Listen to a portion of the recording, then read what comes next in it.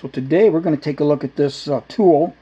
Now I've had this thing since the early, maybe the very late 70s. And it is a portable handheld laminate and wood veneer slitter. And believe me, I had to clean the dust off of this thing, had it that long. It's made by, I think it's pronounced Virutex, V-I-R-U-T-E-X. And I haven't used this thing in a long time, but when I did way back in the day, this thing got a lot of use.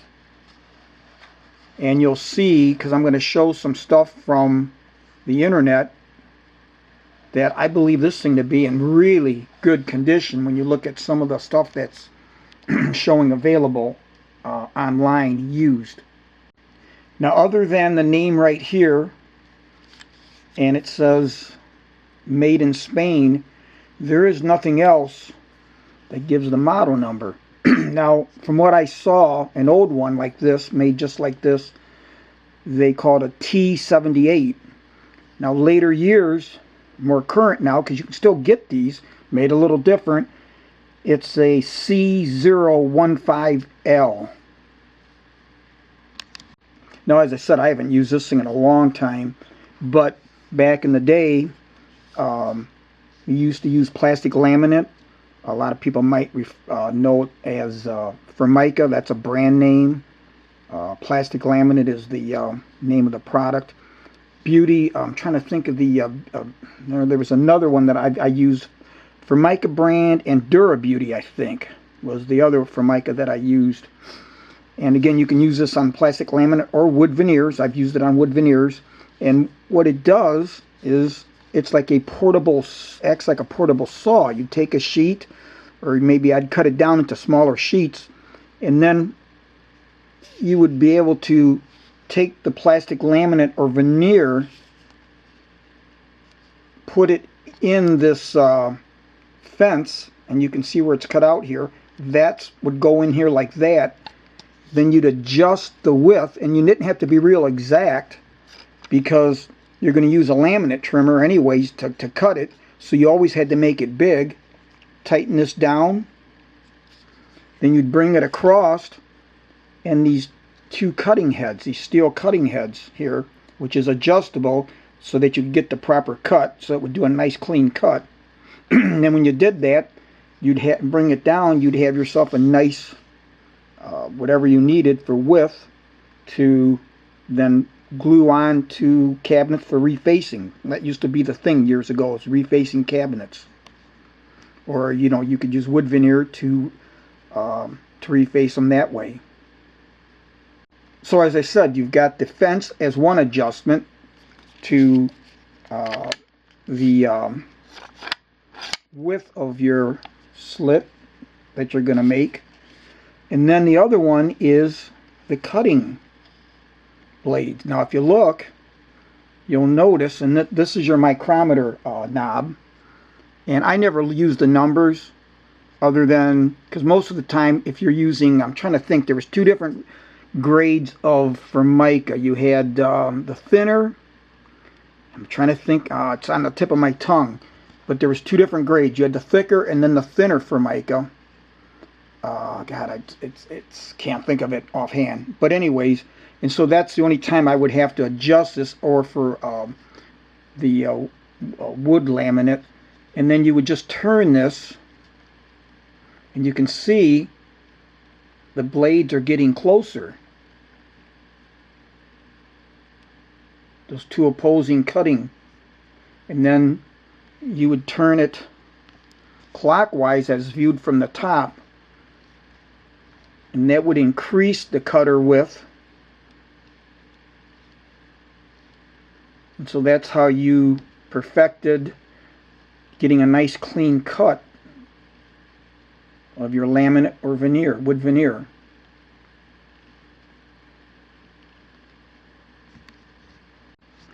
And these blades are on ball bearings. They turn nice and smooth.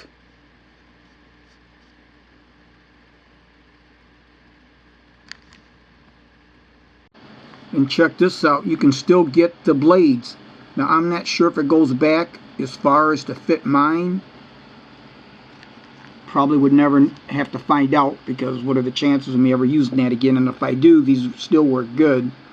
I'm not going to do it in a commercial use anymore, so I probably would never have to find out. And at the bottom of your fence, this is what you would use, this knob here, to clamp down your fence. And it was very, very positive. Never had an issue with it loosening. And then over here, and there's something that I never used really, was this scale, inch and centimeters. But it was there so that you could have repetitive cutting. I just more or less, you know, I don't know, just kind of measured it a little bit. But anyways, so if we take a look at the rest of it, you can see the construction. And this thing's got a nice bit of weight to it. And like I said, we're going to take a look at some that are on sale and some of the new ones. And this is all aluminum here. I think the newer ones, you can see, have this housing in this like plastic or whatever composite material this is for the handle. But this thing is, excuse me, this thing has really given me good service over the years. Like I said, I haven't used it in a long time, but when I did, I used the hell out of this thing. Now here you see an old one that's exactly like mine.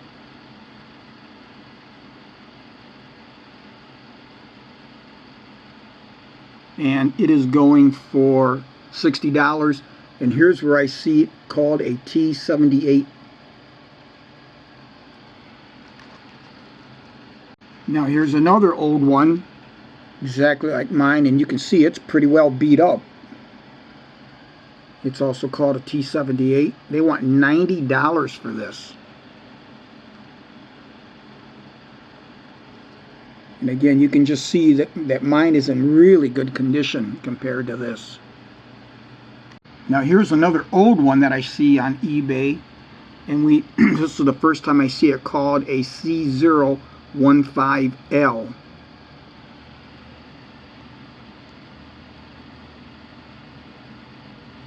And this is exactly like what I have. Not sure, they must have changed it to like a yellow color, whatever, but this would be like the one I have.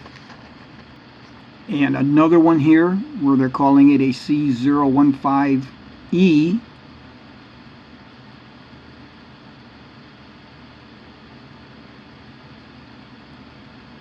And now we see that it's got this top that looks to be like the same material as the handle. Instead of the aluminum, it's more the black, probably the same material. And then we see there's like a sticker on there that has the name on it. Again, this is on eBay. Ran across this one, which looks to be brand new, obviously. And it shows it from this company.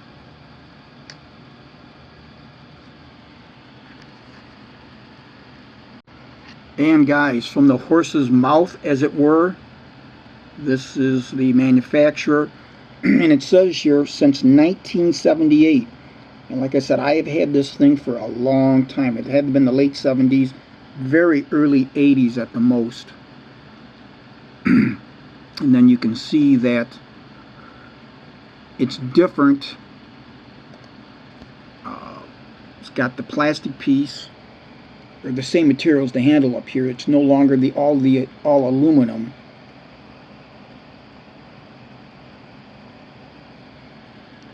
So not quite sure how the quality is. One other thing that's different with this is you can loosen this like I did back and forth, but then it's got a micro adjustment, which is kind of nice. It is a nice feature. I was looking at one of their videos. It's pretty cool. Not necessarily something that is needed, really. It's a nice feature, but not really needed, because you always cut it wider than what you need and then use a plastic laminate trimmer to trim it with a special blade, because you always made it wider than what you needed. Now, since I don't have any laminate to show you, this video is this is actually on their website, the manufacturer's website. So you'll see here how this is done.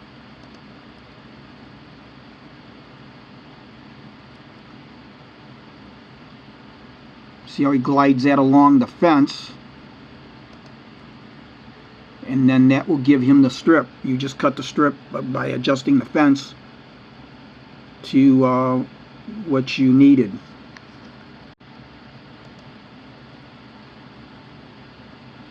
Here you see a thinner one.